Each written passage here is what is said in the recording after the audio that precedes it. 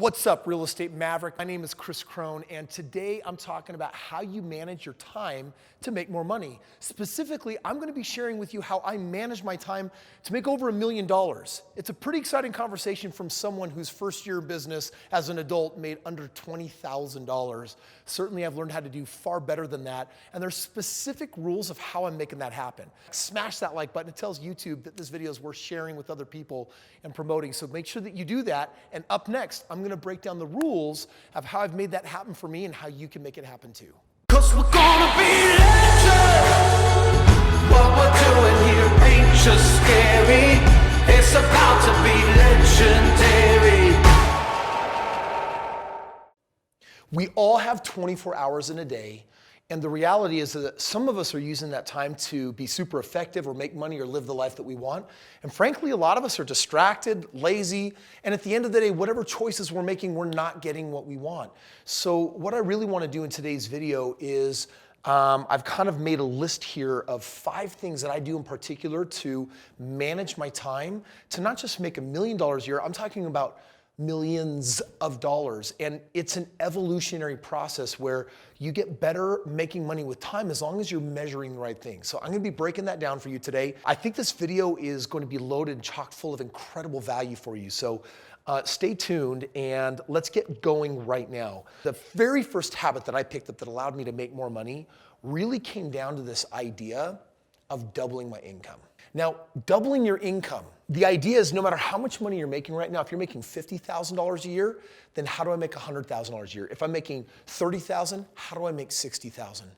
Doubling, I find with most people, is something that we can kind of grab hold of. It is linear, and in time it can become more exponential. First of all, do you want your income to double? And if you want it to double, then you have to develop first an absolute certainty that it has doubled. When I made $20,000 my first year as an adult, I was so proud and disappointed all at the same time. Like I'd never made so much money, and then I realized how little money it actually was, like $18,600 and whatever dollars. And so I said, I've got to double my income. In fact, the average American makes $44,000 a year. So if I double it, I'll still be below average. And I believe that I'm at least average. And that's when I kind of shifted my mindset. And that year when I doubled my income, which was relatively easy when you're not making a lot, I decided the next year, I've been practicing for 365 days how to make more money. I'm gonna double it again. And you know what? I doubled it that year and I doubled it again. And it all starts with the mindset and faith, the conviction, a belief that you're gonna get what you want as if it's already happened. So that's the first tip that I wanna share with you. The second one is, don't mistake movement for achievement. Oh my gosh, we live in such a busy world and busy society. I am blown away by how many people are mistaking movement for achievement. They can be busy all day long and I'm on phone calls and then I'm doing my emails and I watch this video and then I call this person and I have this meeting. Am I actually financially better off? As I interview people, let me share with you something really funny that I find with business owners. I want you to check this out. 90% of a business owner's money is made in 10 to 20% of their effort. Now, if this is true, for just a moment, think how insane this is. 90% of my money is made from 10 or 20% of what I do. Then you've got to pause and ask yourself, what am I actually doing? What are the things that I do that make me money? Because most business owners will fill up the rest of the time justifying working because that's what they remember from their employee life. And the reality is there are a handful of things that you do that bring in the money, and then the rest is just busy work and keeping yourself busy. So the only way to really judge what's effective and what's not is for you to actually start asking the question, what is making me money and what isn't? It's not just black and white, yes and no, it's how much money. This activity makes me $300 an hour. This activity is $10 an hour. This activity I've been doing for 6 months is nothing an hour. I just waste all my time. I wish I could go back in time 6 months and get all of those hours back. Pain, right? So don't mistake movement for achievement. This is something that I used to do. For me, I got to the point early on where I was making really good money, but I had to justify feeling good about making good money. And I did that by becoming a workaholic. I'd still go home, I'd be with my wife, I'd be with my family. My mind was never shutting off. It was still thinking about work. And I had to learn how to free my mind from this work game. And by the way, side note, how I did that is my work life was connected to my dang cell phone, wherever it is. Here it is. This thing, it's always notifying me. It's always texting me. There's an email coming in. I got 100 apps that are all trying to update and tell me crap. This thing goes off all day long and is trying to grab my attention. This thing can be such a blessing, but it can be such a curse. So I made a rule.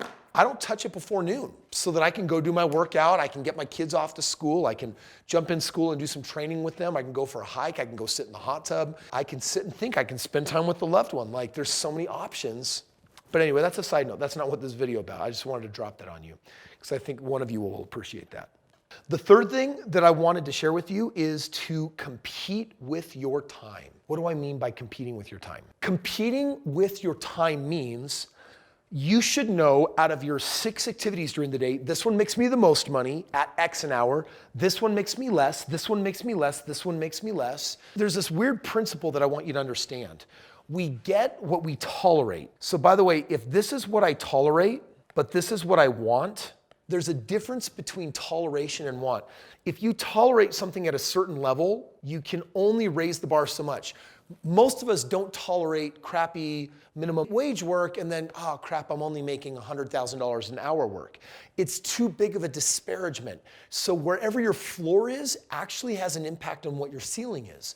You should eliminate these lower level activities so that you can actually keep raising the bar on higher level activities. So what do I mean to compete with your time? First of all, if you have 5 activities that all pay you differently, ditch the bottom 1 or 2 and instead replace them with what makes more. If I'm topped out at $100 an hour, then I need to find out what could pay $120 an hour, what could pay $150 an hour, what could pay $200 an hour. Trust me, you'll figure it out if it's incremental.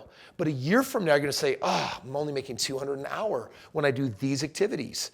First of all, how do I actually do more of this? You've got to eliminate some of this lower stuff. And then all of a sudden it's how do I make $300 an hour? How to make $400? I've been playing this game, guys, $200 an hour. I remember when I hit $1,000 an hour. It was like, oh my gosh, I can't believe it that I've learned how to deliver that much value. After I learned how to deliver that much value, I then started saying, you know what? I've been playing this game long enough. Let's really jack around with this. Can I go to $5,000 an hour? Can I go to $10,000 an hour? Can I go to $20,000 an hour? And I want to tell you something. Opportunities present themselves based on what you want and based on what you're looking for and based on what you believe in.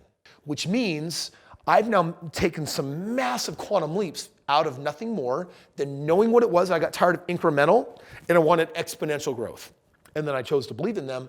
And it is amazing. When you decide that you're done tolerating crap and you're ready for something new and you know what it is, I am just amazed at how nature abhors a vacuum and how quickly it fills it with what you want.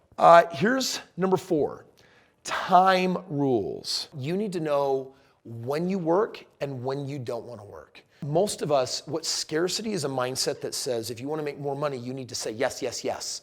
But when you say yes all the time, you're saying yes to good stuff, okay stuff, and crappy stuff. Eliminate this and say, rather than making this money, I would rather make no money. And I'm gonna go do something that I enjoy way more than that. Scarcity mindset will kick in and say, freak out, you're turning money down. It's like, I am. These are my standards. I will not lower my standards to make the money that I want in life. Guys, I'm telling you right now, this information that I'm giving you right now, right here in this video, this is 100% game changing. So I hope you're taking notes on this stuff because this is what has rocked my world. And it's still, these are the rules that are rocking my world today that have taken me to whole new places. I think it's important to have balance in your life. So I want you to be thinking, for me to be a multidimensional human being, how do I make time for me, God, family, work? How do I make time for all those different pieces? How do I make time for travel? If there's something that you need in your life that breathes life into you and gets you excited, then set some balanced time aside for it. Become a balanced human being. It can't all be about money. Frankly, I'm working less and I'm making a lot more money because I'm saying no to these low-level activities and it's forcing more of these to present themselves and I'm making more. The last thing that I wanted to share with you for today's video is about leverage. This is a question I want to leave you with. What should you be leveraging to make more money? Because you understand that when I use my time, I can be earning $20 an hour, I can earn $50 an hour, I can be earning $100 an hour, I can be earning $1,000 an hour, but it's linear. So even though I'm earning well, I still have to trade my time for it. That game changes when you start employing leverage. what do I do that I could actually pay someone else to do and give them some of the money and keep the rest?